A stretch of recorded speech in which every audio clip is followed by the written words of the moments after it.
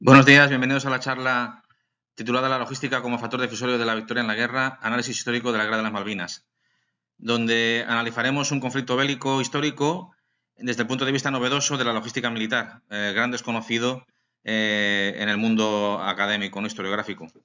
Esta conferencia es fruto de la tesis doctoral que presenté en el año 2018 y espero que os guste mucho.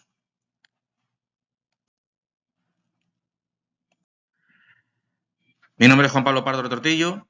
Aquí os presento un breve currículum mío. Lo más importante a efectos de la tesis es resaltar que soy doctor en Historia Contemporánea por la Universidad de Murcia y especialista universitario en Historia Militar por la Universidad Nacional de Educación a Distancia. Y aparte de eso, pues tengo la carrera militar especializada en logística en la Armada. Mi graduación actual es capitán de corbeta.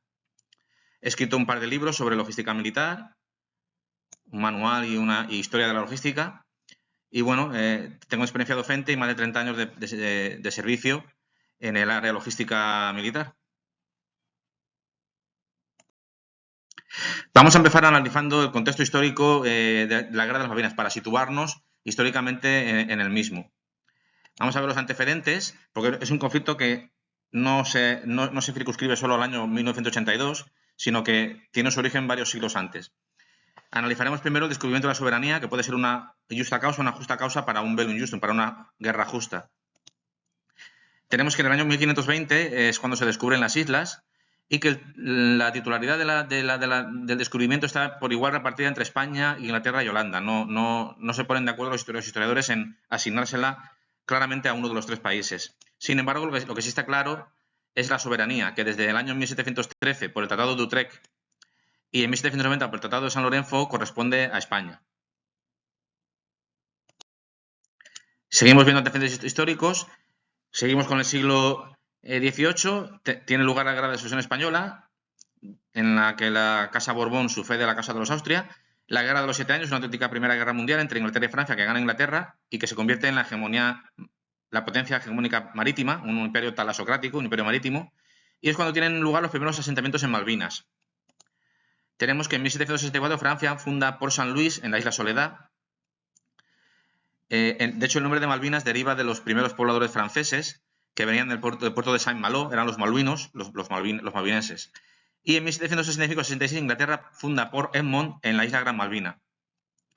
España siente que se le está escapando la soberanía de la isla y su reacción es crear una iniciativa diplomática por la cual Francia se retira de Port Saint Louis, cede el derecho a España, reconoce su derecho de soberanía, pero Inglaterra pues no lo reconoce, se mantiene firme en Port Egmont. La reacción española va a ser una expedición de 8.000 hombres y varios barcos de guerra que expulsarán a los ingleses. En 1770 expulsan a los británicos por la fuerza, aunque luego se les deja volver, se supone que por un tratado para evitar la vergüenza histórica de la humillación de la derrota, y la abandonan definitivamente en el 71-74. Sí es verdad que dejan una placa testimoniando que las islas pertenecen a Gran Bretaña, pero bueno, hasta ahí es donde llega su reclamo. Aquí tenemos el mapa de las dos islas. Podéis ver que en las islas de la derecha, Gran Malvina está Port Egmont, y en la isla de la izquierda, Isla Soledad, está Puerto Soledad o Port Saint Louis, que era el que fundaron los franceses. Seguimos con los antecedentes históricos. El siglo XIX es el siglo del imperialismo talasocrático o marítimo anglosajón. Y cuando tiene lugar la independencia de Argentina, tienen lugar los siguientes hechos históricos. En 1765 al 63, la independencia de los Estados Unidos. En el 1776 al 77, la creación del Virreinato del Río de la Plata por Carlos III, que incluye las Islas Malvinas. Será la futura Argentina. Y en 1816, la independencia de la Argentina. Ponemos aquí subordinación porque fue un nacimiento por el que pasó a depender del ethos o de la geoestrategia anglosajona, sobre todo británica, para el comercio que querían ellos en el Río de la Plata, etcétera, etcétera. Vamos a ocuparnos ya del año 1833, cuando tiene lugar la ocupación británica de las Islas Malvinas y se funda la cleruquía del Atlántico Sur. Ahora explicaremos qué es la cleruquía. Tienen lugar los siguientes hechos históricos. En 1823 tiene lugar la declaración de la doctrina Monroe de los Estados Unidos, la famosa doctrina que establecía que América para los americanos, aunque bien pronto se dieron cuenta que era para América para los americanos del norte. En 1831 tiene lugar el casus belli que va a generar la ocupación británica, y es que 3 pesqueros de Estados Unidos son detenidos por el gobernador argentino, Luis Bernet, por estar depredando la pesca de los alrededores de Malvinas, sin los correspondientes permisos. La reacción de los cónsules Slocum de Estados Unidos y París, británico, se confabulan para que Inglaterra recupere el dominio no solo de la isla donde había fundado por Edmund, de la isla Gran Malvinas, sino de las dos. Y a cambio, Estados Unidos obtendría libertad de pesca absoluta en los mares circundantes.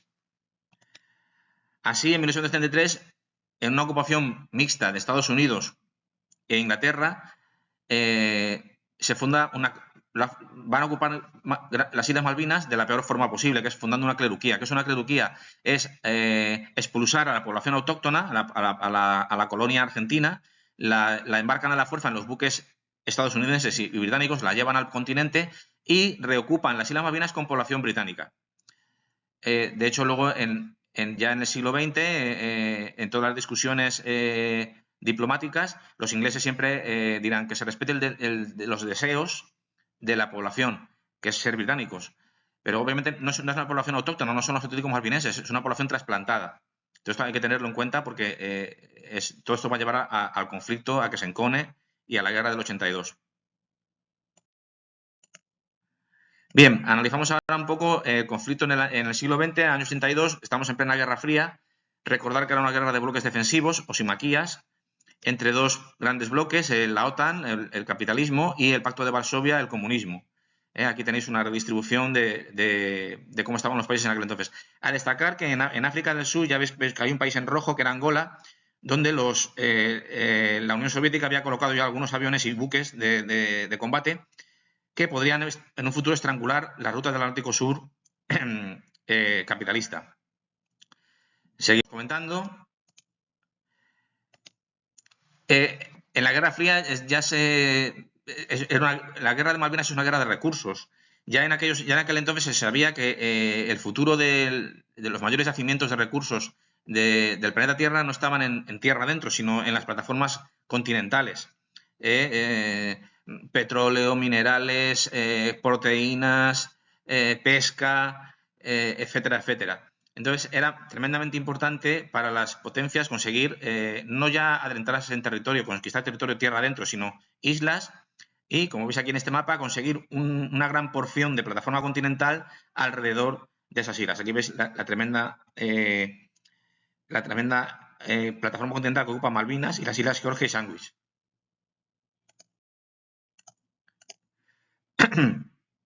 Vamos a comentar a continuación los aspectos exógenos geoestratégicos de la segunda mitad del siglo XX. Es decir,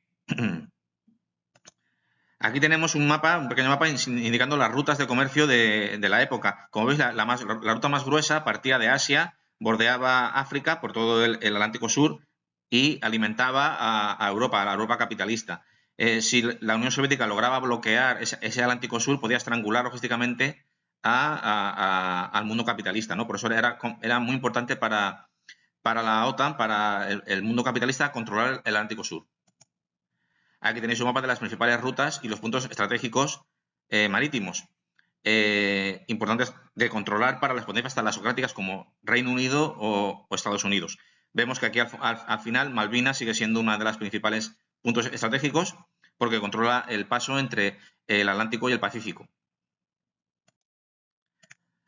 Continuando con la relación de aspectos exógenos geoestratégicos, podemos decir que, la versión que siempre se da de la guerra de 1982, de la guerra de Malvinas, es que la Junta Militar Argentina dio un golpe de efecto para tapar otros escándalos y la mala marcha de la economía, y lo tapó con el golpe de Malvinas. Ante esa agresión injusta, Inglaterra tuvo que reaccionar y militarmente, y pues expulsaron otra vez a los argentinos. Frente a esos aspectos endógenos, esos aspectos internos de Argentina, de la Junta Militar, hay otros aspectos que están cobrando fuerza, exógenos, aspectos de fuera de Argentina, que son los siguientes y que explicarían a tenor de muchos investigadores el porqué de la guerra del 82. Uno de ellos es el interés de la Royal Navy en que hubiera un conflicto. La Royal Navy estaba inmersa en un proceso de baja de numerosos buques, sobre todo los vitales portaaviones. Entonces a ella le interesaba un conflicto y revitalizar su importancia. Reagan y Thatcher, los dirigentes de Estados Unidos y Gran Bretaña, tenían un gran interés en el sentido de que la Unión Soviética había colocado los misiles SS-20 nucleares en toda la Europa del Este, detrás del telón de acero, apuntando a las principales capitales europeas. Para contrarrestar esa amenaza, Estados Unidos quería colocar los misiles Pershing en territorio europeo, y Thatcher era la única que estaba a favor de lo mismo. Pero Thatcher iba a perder las elecciones, se sabía que iba a ganar el laborismo, la izquierda, por la crisis económica, por las huelgas en la minería, etcétera, etcétera. ¿Qué mejor que una little war, una pequeña guerra, para relanzar la publicidad de Margaret Thatcher para que ganara las elecciones y se llevaran a cabo estos planes geoestratégicos? Finalmente, se especula también con la posibilidad de que la Argentina de la Junta Militar estuviera en secreto intentando conseguir el arma nuclear para Argentina, algo de todo punto inaceptable para otras potencias nucleares como Estados Unidos y Gran Bretaña. Vamos a comentar ya el índice, entramos ya a comentar la campaña de Malvinas del año 82 desde el punto de vista logístico. Os voy a hablar primero de qué es la logística en el arte de la guerra, cuál es su encaje y cuál es su definición para conocerla. Vamos a hablar de las leyes y principios de la logística, que muchas veces son desconocidos incluso por muchísimos profesionales del arte de la guerra. ¿Cuáles eran los principales objetivos e hipótesis de la tesis? ¿Cuál es la metodología de investigación en materia de logística militar moderna que se usó en la tesis y se va a explicar en la conferencia? Se analizará el conflicto desde el punto de vista de los 4 principales factores logísticos, que son el sector cuaternario, la organización, la planificación y la ejecución. Y por último, se analizarán los resultados y conclusiones de la tesis. Bien, la logística en el arte de la guerra, definición. Los militares manejamos lo que es el arte de la guerra, que está formado por 3 ramas científicas. Una de ellas es la estrategia, la táctica y la tercera la logística.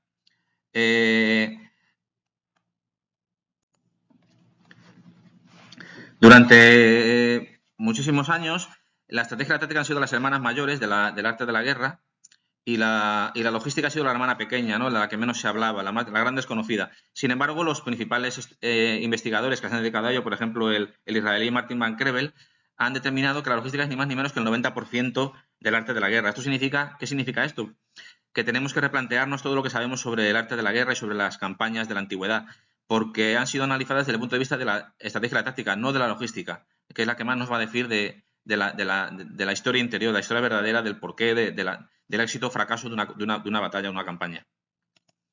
Bien, vemos aquí la definición de logística, es la rama científica del arte militar que tiene por objeto prevenir. Atención al verbo prevenir, es muy importante para un logístico, es la principal virtud que tiene que tener. Ya lo decía Napoleón, que he resuelto mis problemas pensando en ellos antes de que se presenten, o sea, previendo. Pues él tiene por objeto prevenir y proporcionar a las Fuerzas Armadas de una nación los medios de personal, material y servicios para satisfacer en cantidad justa, calidad apropiada, momento oportuno y lugar preciso sus necesidades en cualquier situación. ¿A qué se dedica la logística? ¿Qué abarca la logística? Pues 7 elementos funcionales, 7 funciones. Hace 7 funciones que se llaman elementos funcionales logísticos.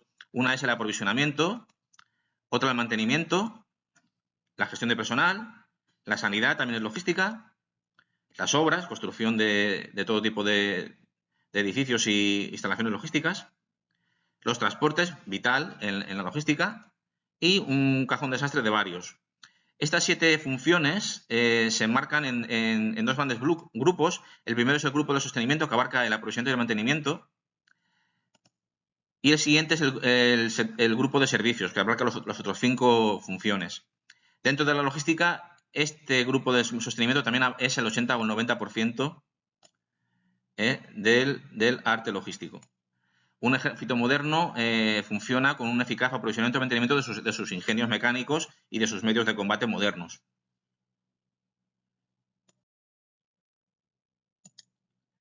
Bien, igual que la estrategia tiene sus 7 leyes de la estrategia, la ley del objetivo, de la estrategia adecuada, ubicar la masa, el flujo. La táctica tiene sus 7 principios de conducción de la guerra, de la dirección, libertad de acción, economía de fuerzas, convergencia, continuidad, la seguridad. Y la logística.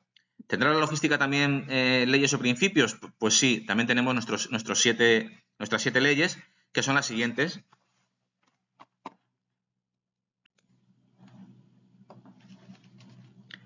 El primer principio de la logística militar es el principio de interdependencia, que establece que la guerra es un sistema, que existe una gran interdependencia entre sus partes. La estrategia, la táctica y la logística son inseparables en el terreno militar. Como decía Clausewitz, la lucha en la guerra no es de elementos aislados, ¿no? Sino que forma un completo organizado, un todo organizado. La hipótesis o la doctrina estratégica táctica tiene que estar apoyada en un buen plan logístico y viceversa. Y cuando la logística dice que no, el plan estratégico táctico debe de cambiar. No será un buen plan.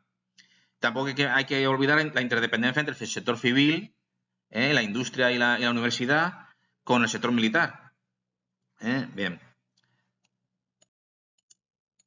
El segundo principio es el principio de vulnerabilidades logísticas, que establece que el desarrollo industrial y la organización logística de forma principal hay que desarrollarla basándose en conocerse y conocer al enemigo. Es decir, por ejemplo, los alemanes en la Segunda Guerra Mundial querían tener un ejército motorizado, pero tenían suficiente combustible. Tenían que depender de fuentes de Rumanía y de otros países. ¿Tenían suficiente caucho para las ruedas? Tampoco. Y así con muchas más vulnerabilidades en las que podemos caer. ¿Cuáles son las principales vulnerabilidades para un país? Pues la habilidad para transformar la logística de paz en guerra, que puede llevar hasta 6 meses o más, el grado de nacionalización de los recursos y de la industria, el nivel de entrenamiento del personal logístico y el nivel de investigación en I+D. Si es menor, pues o dependemos del enemigo, pues somos más vulnerables. Bien, el tercer principio es el principio de mando y coordinación único, que establece que debe existir un mando único en toda la cadena de apoyo logístico que controle la totalidad del ciclo, desde la determinación de necesidades, pasando por la obtención, el almacenamiento y la distribución final hasta las unidades. Este principio ha sido muy incumplido desde el principio de la historia por infinidad de ejércitos de todas las edades. Debe haber un único mando militar que determine la intensidad, la dirección y el ritmo de la logística, de los esfuerzos logísticos, para que todo llegue en cantidad, calidad, tiempo y lugar, como hemos visto en la definición de logística. Bien. Seguimos. El cuarto principio es el principio de economía de fuerzas, que establece que hay que optimizar la utilización de los recursos para poder maximizar la selección de su empleo. La economía debe inspirar toda la acción logística, tanto en el planteamiento como en la ejecución. Lógico, pues obviamente los recursos son escasos y las necesidades infinitas. Hay que racionalizarlo y economizarlo al máximo. El quinto principio es el principio de previsión. Hemos visto que el verbo prever era muy importante para la logística, para un logístico. La logística es una acción de preparación para la guerra y su éxito se basa en la previsión. No se puede improvisar la logística. La más preciada cualidad de un logístico debe ser la previsión. Los factores para una buena previsión son los siguientes: tener una buena información, tener en cuenta que no hay plan que resista la fricción o el contacto con el enemigo, tener un plan A, un plan B, un plan C y tener un buen mantenimiento de sistemas o equipos. Sexto principio, principio de la homogeneidad. Básico y fundamental. Establece que cuanta mayor variedad de equipos, cuanta mayor variedad de armas o de ejércitos con métodos, equipos y materiales diferentes, habrá una mayor fricción y la logística será un caos imposible de solucionar. No podemos tener 5 modelos de fusiles, 7 modelos de calibres, de munición, porque será muy difícil de gestionar y de gestionar. Un ejemplo, los tanques en la Segunda Guerra Mundial, los americanos tenían solo 5 modelos y los alemanes 50 modelos. Entre ellos, algunos de excelente calidad, como el Tigre, del que lograron fabricar 1.500 unidades. Los americanos, con solo 5 modelos, fundamentalmente un modelo solo, que es la Sherman, lograron fabricar 50.000. 50.000 Shermans. O sea, la diferencia es abismal y en el campo de batalla pues ganan por cantidad, ¿no? No por calidad. Hay que estandarizar, homogeneizar, unificar, normalizar, homologar, catalogar todos los equipos, procesos, niveles, recursos y factores. Bien. Séptimo principio y último, principio de información. Es básico. Ya lo comentaba Sun Tzu siglos antes de Cristo. Si a la vez ignoras todo del enemigo y de ti mismo, seguro que estás en peligro en cada batalla. A estos hombres se les llama locos criminales. ¿Qué pueden esperar sino la derrota? ¿Qué características tiene que tener la información? Tiene que ser verídica, tiene que ser reciente, tiene que estar permanentemente actualizada y tiene que ser lo más micro posible, lo más micro posible. Terminamos esta presentación de la logística militar y de sus leyes y principios con una frase del general Franco sobre la Segunda Guerra Mundial, que es la siguiente: al final los inagotables vencerán a los invencibles. Los invencibles eran los alemanes, que tenían una táctica victoriosa que era la Blitzkrieg, la guerra relámpago, y los inagotables era el bando aliado, la logística estadounidense, inglesa y rusa era con mucho superior, infinitamente superior a la alemana. Y finalmente ese ser inagotable iba a vencer a la táctica invencible.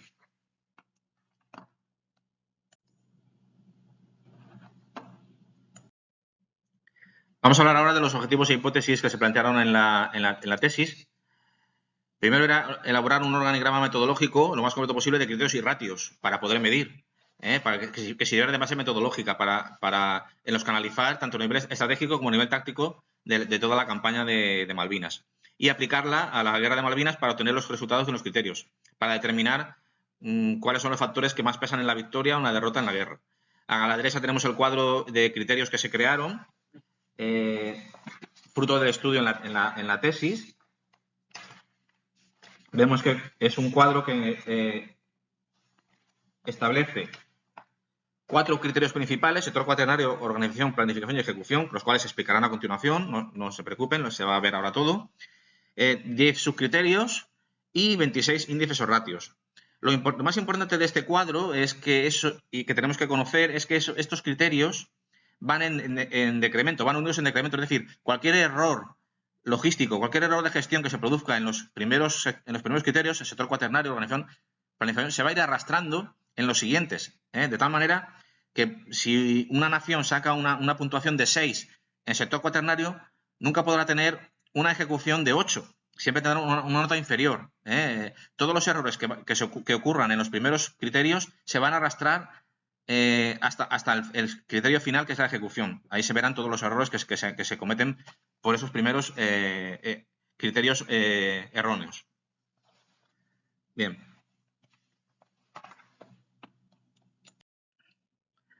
Otros objetivos secundarios era determinar el estado logístico estratégico inicial de los contendientes, comparar las acciones logísticas a nivel macro y micro para ver inferir el resultado final y determinar qué factores pueden ser superiores o inferiores en cada ejército enfrentado, para determinar futuras líneas de investigación y trabajo, asesoría y mejora en cada uno de ellos. Se plantearon 5 hipótesis principales en la tesis, todas que se demostraron ciertas. La primera es que la mayor experiencia y tradición bélica anglosajona de Estados Unidos y Gran Bretaña a lo largo de la historia contemporánea, así como su etos y sus aportaciones al desarrollo logístico militar, favorecerán en mayor medida el aspecto previsor industrial y técnico-logístico que en el caso del ejército argentino. Es decir, van a tener una mejor logística por todos esos factores que en el caso de Argentina. La segunda hipótesis es que la superior experiencia bélica y logística militar británica, así como su etos, hará que no se valore debidamente la amenaza de la voluntad y del efecto etos de Argentina y sus posibilidades de trastocar los cálculos logísticos, obteniendo por ello menores puntuaciones en dicho criterio, previsión de bajas, etc. ¿Qué quiere decir esta hipótesis? Que en Inglaterra preveemos y hipotizamos que, dado su etos y su experiencia, va a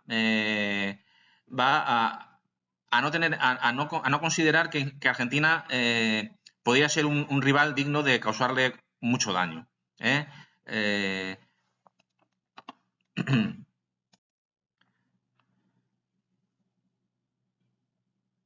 Es decir, Inglaterra va a subestimar al enemigo, va a subestimar a Argentina.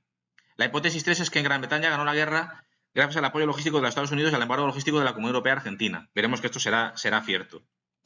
La hipótesis 4 es que la posición de Argentina durante la Guerra Fría como país no alineado, aunque perteneciente al bloque occidental y ligado a la lucha contra el comunismo de los Estados Unidos a través del TIAR, el TIAR es como la OTAN, hará que la mayor parte de los medios y tecnología bélica argentina tengan procedencia anglosajona o de otros países principales del bloque occidental OTAN. Es decir, creemos que Argentina, en la mayoría de sus medios de combate, van a ser de origen anglosajón, de origen británico o estadounidense, lo cual va a suponer una vulnerabilidad logística de superlativa, ¿no? Tremenda. Y la hipótesis 5 es que la falta de una geoestrategia nacional argentina hará que los principios criterios de economía de formas y homogeneidad de medios tengan mayor puntuación en el caso británico. También esto se demostrará cierto. ¿Cuál es la metodología de investigación en materia de logística militar moderna que se aplicó en la tesis y con la que vamos a explicar la conferencia del conflicto?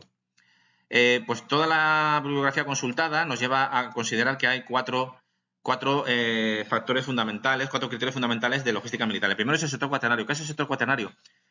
El sector cuaternario, aquí lo vemos explicado con este gráfico, es el porcentaje del sector primario, agricultura, sector secundario, industria y sector terciario, servicios, que se dedica para la guerra. Eso es el sector cuaternario. Es decir, es el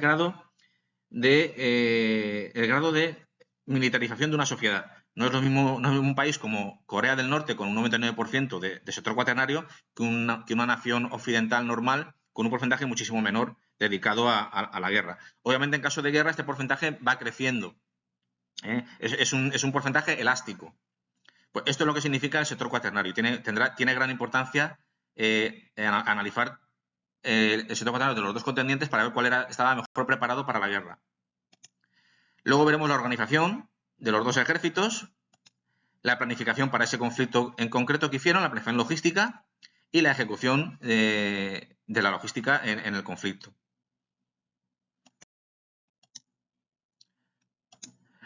Aquí vemos un cuadro de los 4 criterios: sector cuaternario, organización, planificación y ejecución. Vemos que en tiempo de paz es sector cuaternario y organización, y en tiempo de guerra, planificación y ejecución.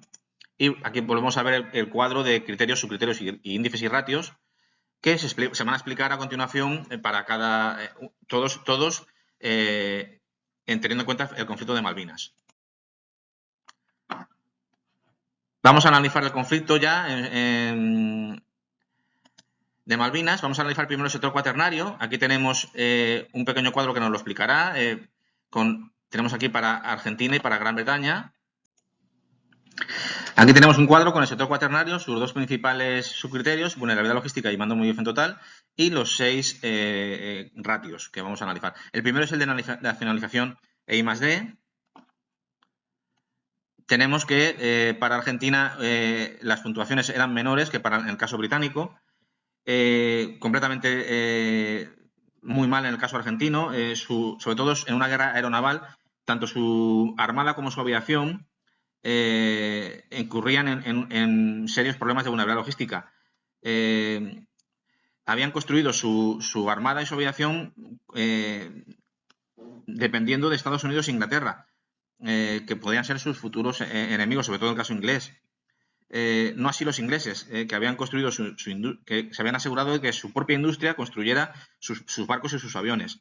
Ellos tienen un dicho que dicen que solo es libre el país que fabrica sus propias armas, y lo llevan a la práctica, lo llevan en serio. Y en caso de que no pudieran fabricarlo ellos, habían recurrido a sus eternos aliados estadounidenses para complementar su aviación y su armada. Aquí tenemos unos gráficos que comentan lo que acabo de deciros.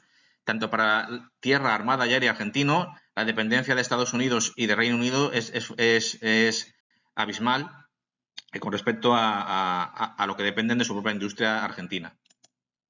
Eso convalida la hipótesis 4, que todos iban a depender de países anglosajones por su dependencia del TIAR y en la Guerra Fría. La seguridad estratégica. ¿Qué es la seguridad estratégica? Pues es asegurarse la seguridad de todo el núcleo industrial militar, que esté repartido por el territorio, que esté difícil de destruir en un solo golpe, que esté protegido al máximo posible. Muy mala puntuación en el caso argentino, muy bien en el caso británico. Aquí podemos ver un gráfico que nos lo explicará mejor. El Reino Unido tenía más ni menos, podemos ver que en la Armada, en el caso de la Armada, tenía ni más ni menos que 24 astilleros repartidos todo en el norte de Inglaterra, bien lejos del alcance de aviación de del continente europeo y no solo lejos del alcance de la aviación enemiga, sino tampoco estaba en el borde del mar.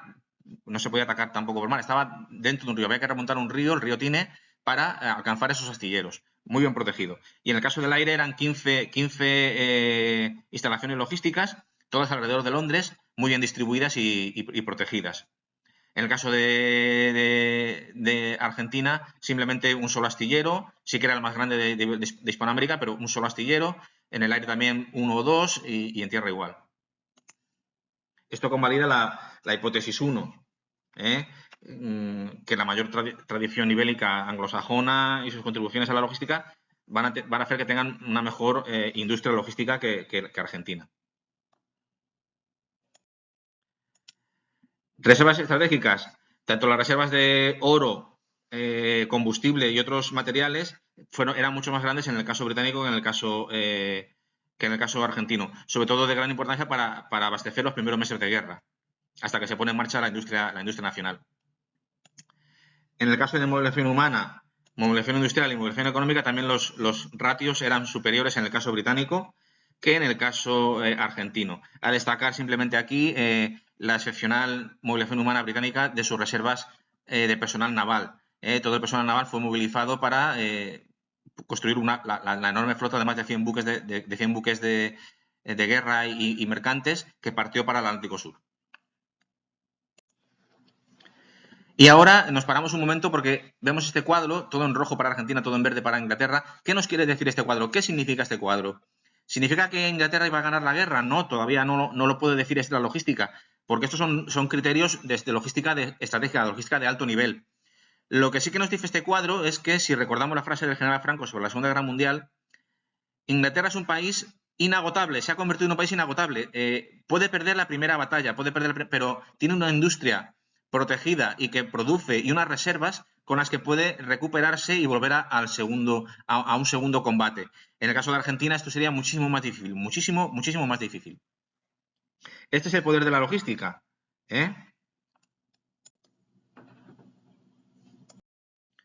Pasamos a analizar a continuación el segundo criterio logístico de referencia, que es la organización militar. Ponemos también el cuadro con sus dos criterios, economía de fuerzas y orgánica y procesos, y sus 4 ratios, tanto para Argentina como para Gran Bretaña. En el caso del primero, de la economía de fuerzas, que hemos visto que era además una ley de la logística, podemos decir que los coeficientes de utilización de equipos y la optimización del uso de los recursos y ahorros de costes, con economías de escala o cadenas de producción rentable, pues era superior en el lado británico. Veremos ahora a continuación unos gráficos que nos lo corroborarán. Aquí tenemos que la economía de fuerzas, tanto para la Armada como en el caso aeronaval, aunque en el caso aeronaval mucho menos, veíamos que la Armada británica, por ejemplo, y la aviación británica eran todo medios de combate que estaban en una media operativa de años. Era una marina joven, por así decirlo, en plenitud para combatir. Sin embargo, la Argentina pues ya estaba vieja, habría mayores requerimientos logísticos de mantenimiento y más susceptibles de cometer errores y por mala logística y por mal mantenimiento y por vejez. Esto convalida la hipótesis número 5, que la falta de una estrategia argentina iba a hacer que fueran mayores en el caso británico, este ratio. En el caso de la homogeneidad, en general, el nivel de estandarización y de homogeneidad en todos los niveles, factores y recursos era superior en el caso británico. Por ejemplo, la estandarización de los buques militares, de los buques civiles, para ser usados como buques militares. Lo tenían todo pensado para transformarlos unos a otros, ¿no? Pues eran todos homogéneos en diseño. Aquí tenemos un par de gráficos que nos lo establecen. Y vemos también que la producción, el número de unidades que producían era un lote óptimo, un lote económico, que era homogéneo, o sea, muchas unidades para un solo modelo de avión o de buque, y era superior en el lado británico, lo vemos abismalmente superior que en el lado argentino. Esto convalida también la hipótesis 5, que como hemos comentado, establecía que estos factores iban a ser superiores en el bando británico. Por su por la falta de una geoestrategia argentina. El mando y coordinación único. Aquí es donde, en el caso argentino, fue erróneo. No había un mando único argentino para todo el teatro de operaciones. Fue desastroso. Se dividió en múltiples zonas, cada una asignada a un diferente mando, con poca o nula coordinación entre ellos. Y así durante todo el tiempo que duró la guerra, los 2 meses y medio que duró la guerra. En el caso de británico fue muy bueno. Se optó por el principio por una estructura de comando simple y clara, que se mantuvo durante todo el conflicto también. Sin embargo, van a cometer el primer error, y por eso tenemos aquí esta X en rojo en el caso británico, que, como hemos dicho antes, se va a arrastrar, porque eso ocurre en el factor de organización, se va a arrastrar a lo largo del conflicto y va a generar errores y pérdida de tiempo vital para los británicos. ¿Cuál fue ese error en el mando de coordinación único? Fue la falta de un mando logístico cercano al combate, cercano a la zona de combate. Es decir, es como si quisieran coordinar y dar órdenes desde 15.000 kilómetros de distancia, que era desde Inglaterra. No se puede determinar la intensidad, la dirección y el ritmo de un esfuerzo logístico desde tan lejos. Es un error que muchos ejércitos han hecho a lo largo de la historia. Basta con recordar a Hitler mandando desde Alemania, desde Berlín, las decisiones en la batalla de Stalingrado o en la batalla del Alamein. Pues aquí lo mismo. ¿Cómo es posible que un ejército ya en el siglo XX, con un ejército como el inglés, pudiera cometer este error? Pues lo cometieron. Veremos que después le va a costar caro y cómo lo tratarán de solucionarlo. Y en cuanto a la organización militar logística, también muy mal en el caso argentino, bien en el caso británico. Aquí probablemente Argentina cayó en el peor error que pudo cometer y que pues, posiblemente le costó la guerra, y es que no había organización logística durante el primer mes del conflicto. Los primeros 20-30 días no hubo una organización militar logística de cara al conflicto. ¿Por qué ocurrió esto? Porque Argentina, y lo voy a decir lentamente, Argentina pensaba que no estaba en guerra. ¿Cómo es posible que Argentina pudiera caer en semejante error y no tomar medidas preventivas de acumulación de recursos en Malvinas para sostenerse durante tiempo indefinido, esperando un ataque británico? Pues porque habían creído las palabras del embajador americano Douglas Haig, que había prometido que en caso de conflicto Estados Unidos se mantendría hands off, es decir, manos fuera. Es decir, no le darían apoyo logístico a los ingleses. Entonces los argentinos entendían que las fuerzas armadas británicas, ellas solas, no podrían mantenerse logísticamente a 15.000 kilómetros de distancia, en otra punta del mundo, en el Atlántico Sur. Y eso les animó a dar el golpe de efecto de recuperar las Malvinas. Ellos pensaban que simplemente era un conflicto diplomático que se resolvería con interminables discusiones en la ONU, pero de facto las Malvinas habrían sido recuperadas y serían argentinas. Esto no es excusa, porque un militar profesional a un civil se le puede engañar, pero a un militar no. Hay una máxima británica de los británicos que es expect the best, plan for the worst. Espera lo mejor, prepárate para lo peor. Es decir, los argentinos, que además era una junta militar la que tomaba las decisiones, tenía que haberse preparado para lo peor. Es decir, aunque contando con que los estadounidenses no apoyaran a los británicos, había que ponerse en el caso de que sí, y prepararse para lo peor, pero no lo hicieron. En el caso británico, solo decir que los niveles de burocracia, simplicidad y flexibilidad de la organización logística fueron muy buenos durante todos los procesos y durante toda la guerra.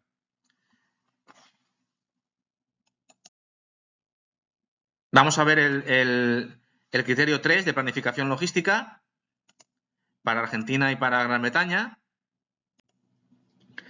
Como hemos dicho antes, a la altura de este criterio de logístico, ya no es en tiempo de paz. La guerra ha comenzado, tenemos nuestro sector cuaternario como estaba y nuestra organización como estaba, y ahora la guerra ha comenzado y tenemos que hacer un plan un plan logístico para el conflicto. Aquí tenemos el cuadro con los 4 principales subcriterios y los ratios. El primero, el mando de coordinación único, ya repetir lo que hemos dicho antes, mal para Argentina, ¿no? Había una multitud de mandos intermedios sin coordinación entre ellos, y bien en el caso británico, pero con la falla de no tener un mando logístico cercano al campo de batalla, al conflicto. En el principio de interdependencia,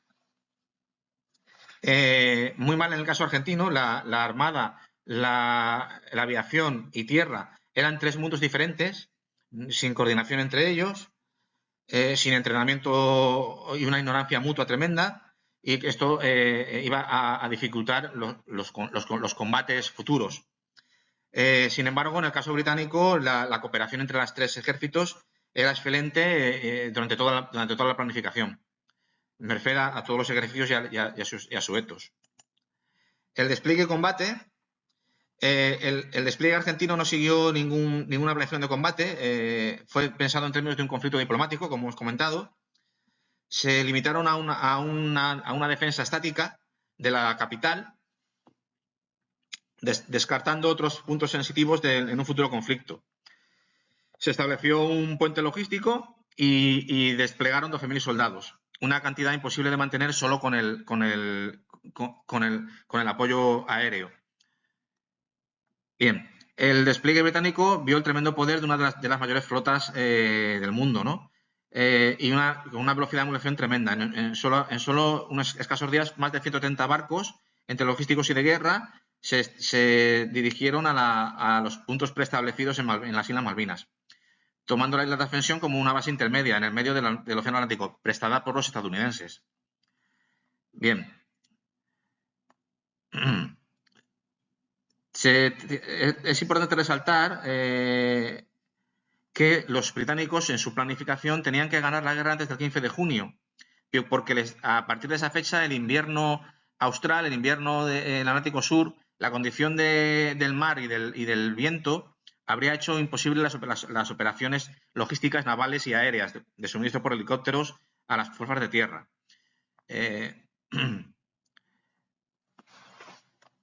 Sin embargo, pese a todo lo bien que lo hicieron, le hemos puesto una X en el caso británico porque cometieron otro error que también se va a arrastrar a lo largo de la guerra. Y es que esta gran velocidad de despliegue ocultaba un tremendo error, porque no había nadie tomando cuenta de qué suministros eran embarcados en qué barco, en qué cubierta, en qué almacén, en qué estantería. Para más INRI, a mitad de camino la Armada decidió unilateralmente redistribuir los cargos, también sin tomar nota de dónde se recolocaban cada uno de ellos. Es decir, llevaron miles de toneladas al Atlántico Sur, pero sin saber en cuál de los 130 barcos estaba cada una. Esto va a causar un tremendo problema que a punto bastará de hacer que los británicos pierdan la guerra. Bien. A lo mejor pensamos que el almacenamiento es una parte pequeña de la logística, que no tiene importancia, pero tiene y mucha. La fuerza de la cadena logística es la fuerza del eslabón más débil. Y en este caso el eslabón débil es el almacenamiento, que fue erróneo. No había un almacenamiento, nadie sabía dónde estaba almacenada cada cosa. Bien.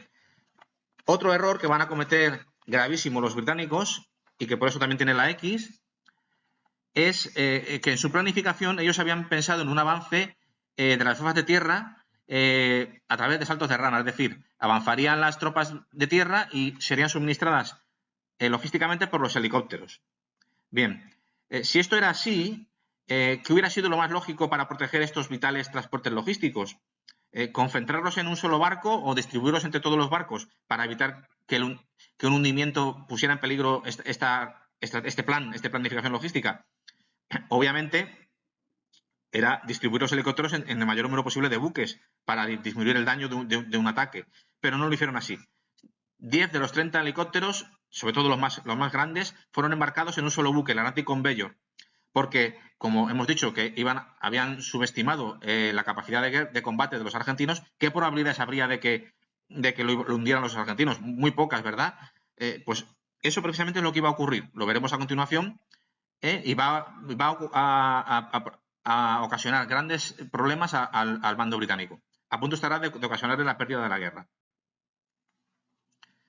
El principio de previsión, continuamos. Aquí tenemos una imagen de toda la ruta que hizo la Armada Británica desde el 5 de abril hasta el 30 de abril. En un mes se recolocaron 15.000 kilómetros desde el Atlántico Norte hasta el Atlántico Sur, con la isla de Ascensión como apoyo logístico a mitad justamente del océano.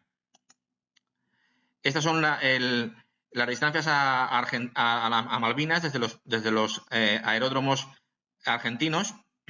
Es de destacar que la aviación militar argentina solamente podía mantenerse durante 5 minutos combatiendo sobre Malvinas. Después tenía que volver, que iniciar el viaje de regreso porque no había combustible en los aviones suficiente para combatir durante más tiempo.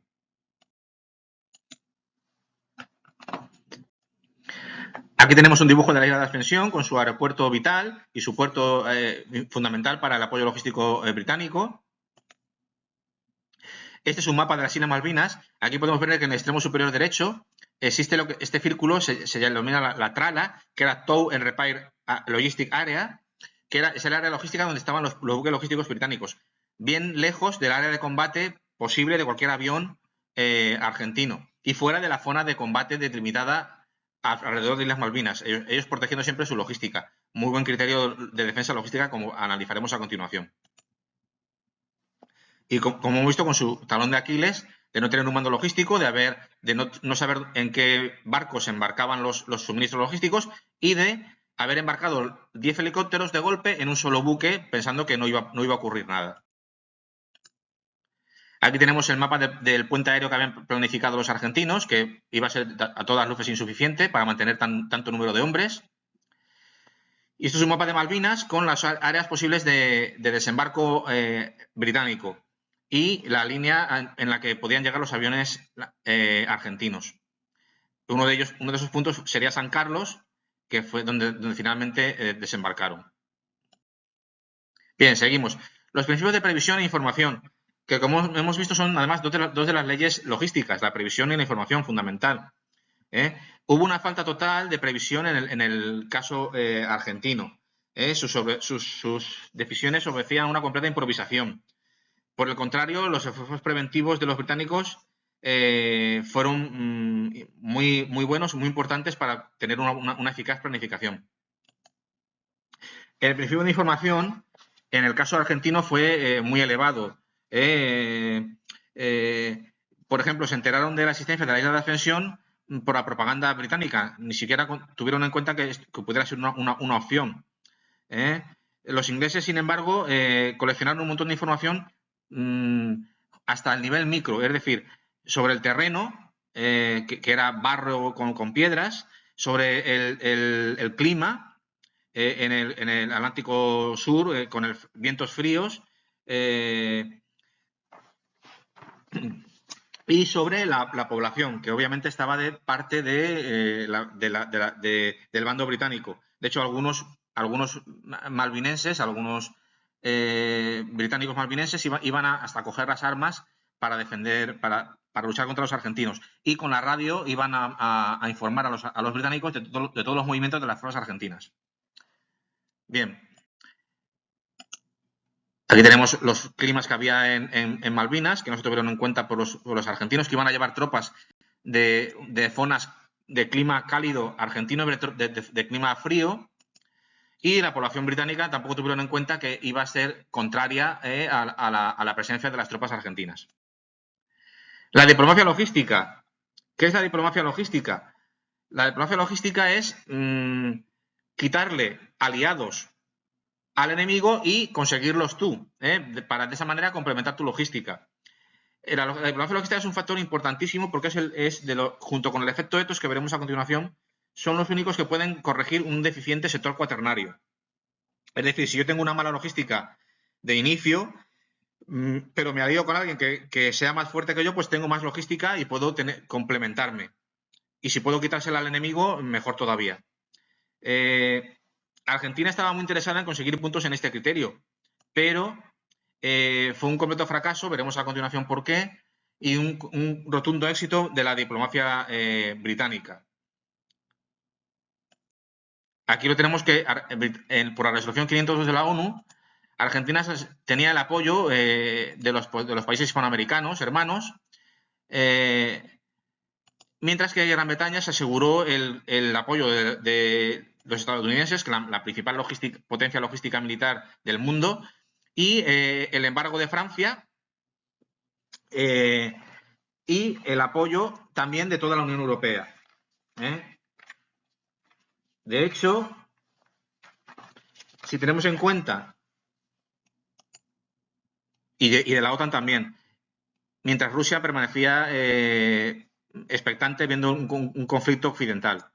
Esto convalida la hipótesis número 3, que es que Gran Bretaña iba a ganar gracias al apoyo logístico estadounidense y al boicot de la Unión Europea, concretamente de Francia. Si tenemos en cuenta que Estados Unidos le prestó 75 misiles Sidewinder aire-aire de altísima tecnología a Inglaterra para conseguir el dominio aéreo vital en una guerra aeronaval, y que también le prestó 50 millones de litros de combustible, que el combustible es la savia de la guerra, igual que en la antigüedad el mayor problema logístico era el alimento de los caballos, el forraje de los caballos. En la guerra moderna el mayor problema logístico es el combustible. Pues esto se lo proveyeron los estadounidenses junto con los misiles.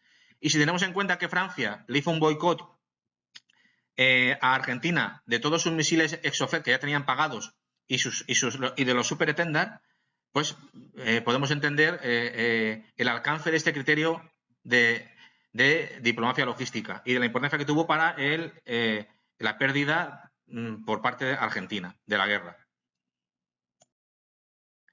En cuanto al efecto Etos, ¿qué es el efecto Etos? Es la voluntad de vencer, que puede trastocar los fríos cálculos logísticos. Napoleón decía que en la guerra lo moral es a lo físico como 3 es a 1.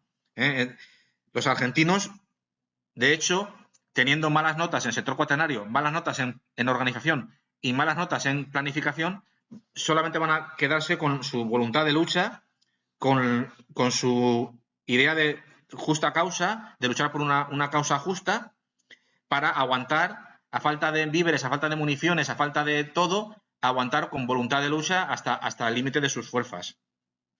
Pero tienen una X, ¿por qué? Porque subestimaron el etos británico. Pensaron que iba a ser simplemente un conflicto diplomático cuando realmente era una guerra desde el día 1. Inglaterra también tiene una X negativa. ¿Por qué? Porque había subestimado el etos argentino. Pensó que era un país de segunda categoría, un ejército muy inferior y que no iba a causar apenas daño, que iba a ser un picnic, que iba a ser una guerra fácil. Esto también fue un gravísimo error para los británicos y les va a ocasionar graves problemas también. De hecho, aquí tenemos, como veis, las propinas son argentinas, por siempre serán argentinas, prohibido olvidarlas, no son negociables. Sin embargo, y el etos argentino, que siempre quiere tener la razón de la fuerza, sobre todo, y su ejército victorioso en miles de batallas anteriores. Y este es el efecto lo que causa el efecto etos, subestimar al enemigo. Aquí tenemos a la derecha los buques británicos que fueron hundidos o dañados por la aviación británica, los ataques de la aviación argentina. Como veis, una tremenda debacle para las fuerzas aeronavales británicas. Y eso contando que 16 bombas no estallaron. Muchas de las bombas argentinas que tiraron a los buques no estallaron. Si hubieran estallado, todavía hubiera sido muchísimo peor. Esto convalida nuestra hipótesis 2, que establecía que Gran Bretaña iba a subestimar a Argentina y iba a tener mala puntuación en este criterio logístico.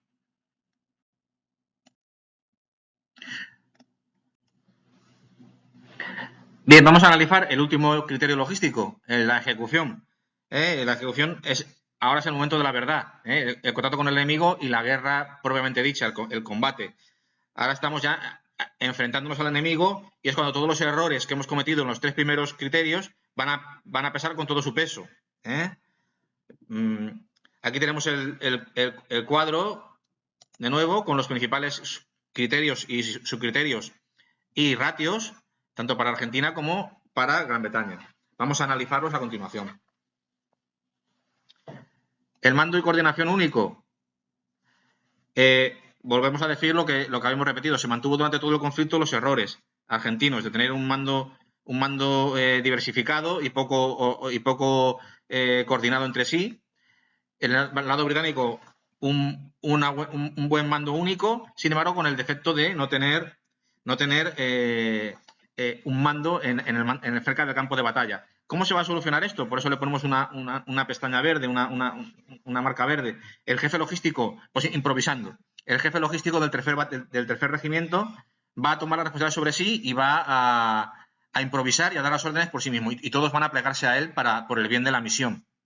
Así es como lo van a solucionar los británicos. Obviamente, eso ya ocasionó retrasos y ocasionó problemas. Y no es el modo de operar para un ejército profesional y moderno.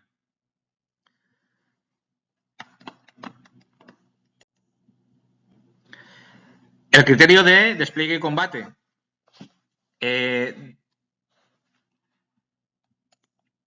Mal en el caso argentino, con errores en el caso británico. Veremos que en el caso argentino las tropas mantuvieron una postura estática durante todo el conflicto, esperando por el ataque inglés, sin tomar la iniciativa en ningún momento. Sobre todo también por su falta de medios de transporte y logísticos. Poco más podían hacer las tropas argentinas que aguantar y esperar.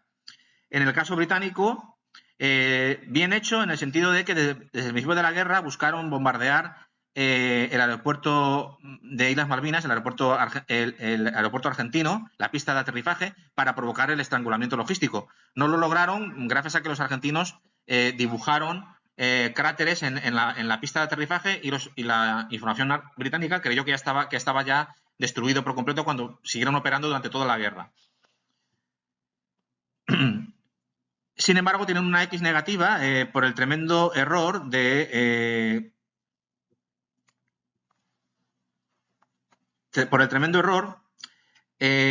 no saber dónde estaban localizados los suministros, en qué barco estaba localizado cada suministro. Tuvieron que improvisar y desembarcar los barcos en un orden caótico y aleatorio, hasta que el necesario almacenamiento fue creado en tierra. Esta falta de control hizo que las tropas en tierra británicas, cuando desembarcaron en San Carlos, tardaran una semana en volver a emprender la marcha para avanzar. A lo mejor pensamos que una semana es poco tiempo, pero en una guerra que duró 2 meses y medio, sobre todo la parte final del combate, que fue el mes y medio final, una semana es muchísimo tiempo. Y tenemos que recordar que para los británicos el reloj estaba tic-tac, tic-tac, sonando. El día 15 se acerca. Tenían que ganar antes del día 15. De hecho, van a ganar el día 14. Solo por 24 horas van a llegar a tiempo al objetivo. Pero lo veremos ahora más adelante. También aquí recordar en este despliegue de combate argentino un error muy importante. Como hemos visto, los ataques aéreos argentinos crearon gran cantidad de daño a la flota británica, pero ¿podrían haber hecho más daño todavía? Pues sí. De hecho, tenía que haberse, al centrarse en atacar a los buques de guerra, se olvidaron de atacar a los buques logísticos, que era el verdadero talón de Aquiles de la flota británica. De hecho, Sun Tzu ya, varios siglos antes de Cristo, ya establecía que a un ejército que combate a miles de kilómetros de su base, su punto más débil es el punto logístico. Ahí es donde deberían haber atacado la aviación argentina. Pero claro, como la logística no le hace caso a nadie, pues otro grave error que cometieron y que podía haber dado la vuelta a la guerra. En el caso de defensa, aquí tenemos un mapa con los avances británicos desde Puerto San Carlos hasta Puerto Stanley. Aquí una imagen de los británicos desembarcando en Puerto San Carlos y una imagen del daño que causaron los ataques aéreos argentinos a los buques británicos en el desembarco. Como estamos viendo, como hemos comentado, sobre todo en buques de guerra, cuando debían haberse centrado en los buques logísticos. Un grave error. Aquí tenemos unas imágenes de los Hércules argentinos volando a ras de mar para que no les localizaran los británicos. Y en la imagen de la derecha, en la pista aérea de Puerto Argentino, que los británicos pensaban que estaba destruida, pero que estuvo operativa hasta el día último del conflicto. Aquí tenemos una imagen del del Atlantic Conveyor, el buque británico en el que estaban almacenados 10 de los 30 vitales helicópteros. A la derecha, el buque ya totalmente calcinado y a punto de hundirse. Y una imagen del ataque aéreo que llevó a su hundimiento.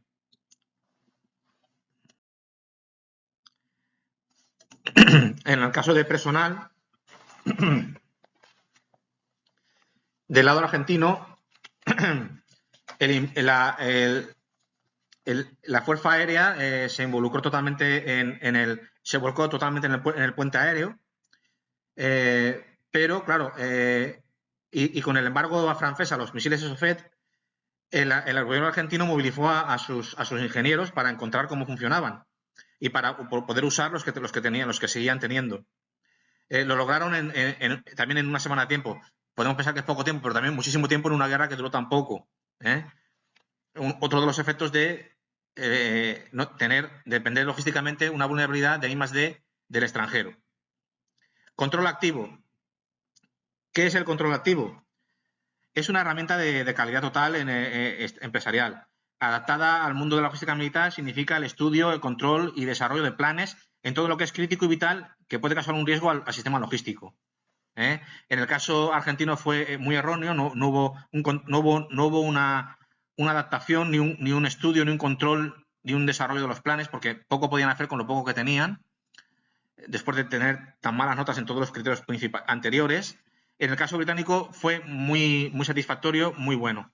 Una constante comparación y feedback de información en todos los factores críticos, la moral, el clima, el terreno, la acción enemiga. Pues muy bien en el caso británico. Aquí tenemos, ¿qué es el control activo? Aquí tenemos un cuadro que es pues comparar las bases, infraestructura, el transporte, la línea de suministro, la relación de los recursos, con la moral, el clima, el terreno, la actividad del enemigo y la organización. Todo esto durante todo el conflicto. Por ejemplo, para entenderlo, no es lo mismo empezar a invadir Rusia en pleno verano que estancarse con el general de invierno en las puertas de Moscú, para entenderlo con un ejemplo de la Segunda Guerra Mundial, ¿verdad? Pues hay que comparar el clima, cómo va cambiando y cómo cambiará mi logística. El terreno de montaña a llano, cómo cambiará mi logística. La actividad del enemigo, si hay guerrillas o no hay guerrillas, o afectará a mis líneas de suministro o no. Pues todo esto lo hicieron brillantemente los británicos y muy mal los argentinos. Medios y recursos logísticos. De nuevo, mal en el caso británico, mal en el caso argentino, perdón, y muy bien en el caso británico. La función logística de mantenimiento, que hemos visto que era una de las funciones, tremendamente minusvalorada. Ningún segundo escalón de mantenimiento estuvo en las islas, todos se quedaron en el continente. Las provisiones no estaban estandarizadas en un formato útil para transferirlo a las unidades. No había tampoco suministros de cantina, cigarrillos, golosinas que elevan la moral de la tropa. En las etapas finales de la guerra, las tropas argentinas solo estaban comiendo una vez al día una sopa principalmente acuosa, hecha de agua. Y también la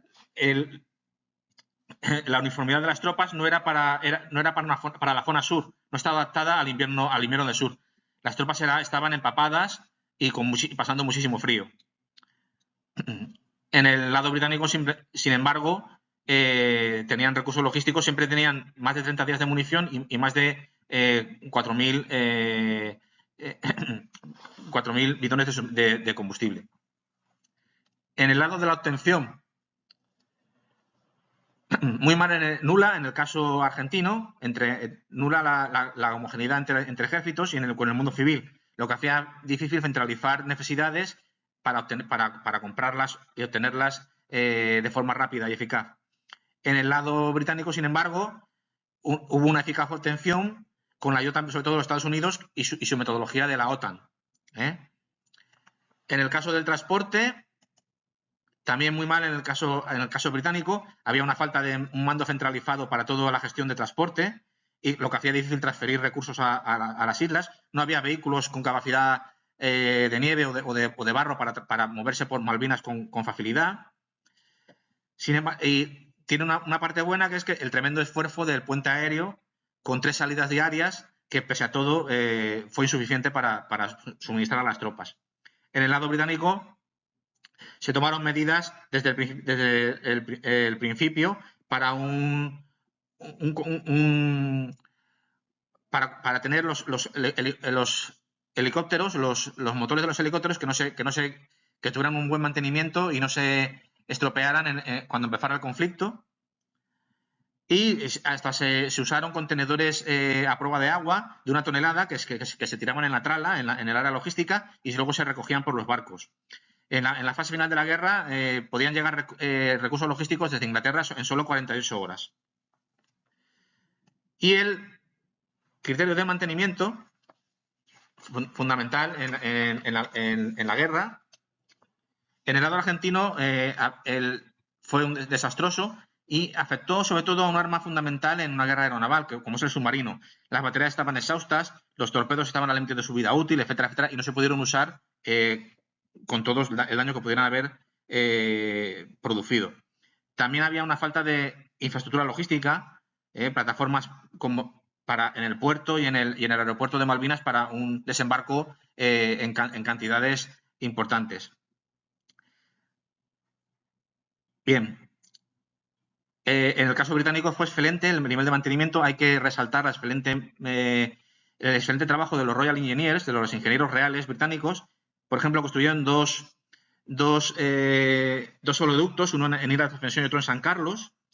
Entre el 13 y el 14 de junio transportaron un puente transportable por el aire para que las tropas pudieran cruzar un río.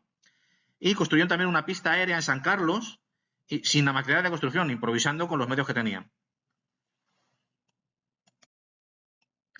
Resultados y conclusiones. El cumplimiento de los objetivos principales del organigrama logístico y los ratios nos llevan a las siguientes conclusiones principales. La elección de los 4 criterios, 10 criterios y 26 ratios ha sido acertada, ya que nos ha permitido abordar la totalidad de los aspectos logísticos de la contienda, desde la logística de alto nivel hasta la consecuencia de las visiones macro y micro a nivel táctico. Todas las variables nos han servido y han sido correctas para determinar la influencia de la logística en la guerra. Los criterios logísticos en tiempo de paz, sector cuaternario y organización, han demostrado ser de la máxima importancia a la hora de afrontar un conflicto bélico. De hecho, apuntan ya a cuál será el posible ganador de la contienda.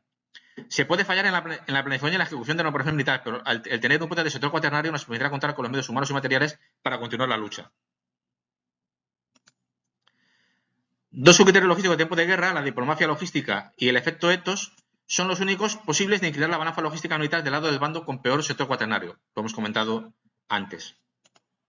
Y por último, el mantener durante toda la contienda de forma eficaz el criterio de control activo, junto con un eficaz mantenimiento, permitirá la correcta ejecución logística en los niveles tácticos de las operaciones militares. Son los criterios más importantes a tener en cuenta. De los objetivos secundarios y la operación empírica de la guerra de Malvinas también sacamos las siguientes conclusiones. En cuanto al estado logístico estratégico inicial de los contendientes, los criterios logísticos de tiempo de paz, sector cuaternario y organización, se ha demostrado que eran muy superiores en el bando británico, en consonancia también con nuestras hipótesis 1, 4 y 5. El no aprovechamiento por parte argentina de los primeros 20 días del conflicto para determinar necesidades, priorizarlas y centralizando las capacidades de transporte, de reforzar su posición logística en Malvinas, es sin duda una de las decisiones que más pesaron en la derrota final argentina.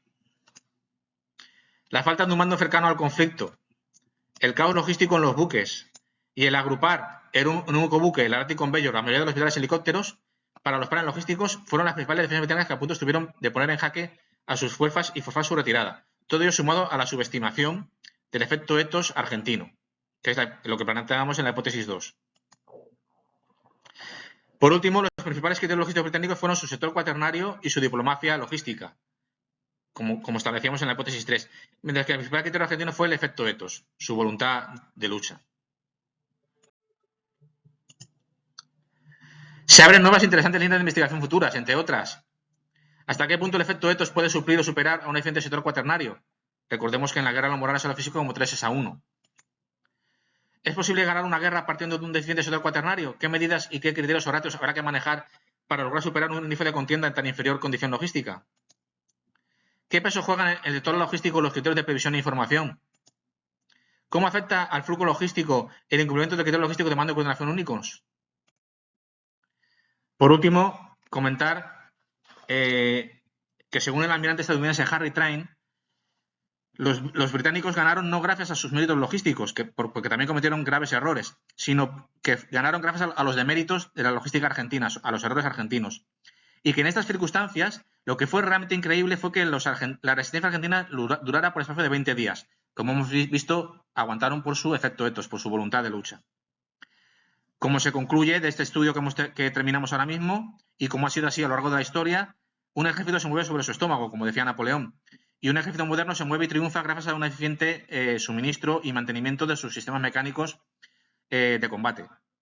Con el análisis de la guerra de Malvinas se ha mostrado una vez más que la rama científica del arte de la guerra menos comentada y tenida en cuenta, que es en realidad la piedra en la que se sustenta el éxito en la guerra, siempre tomando en cuenta la influencia del espíritu humano, que puede trastocar los efectos logísticos, los cálculos logísticos, porque en la guerra lo moral es a lo físico como 3 es a 1.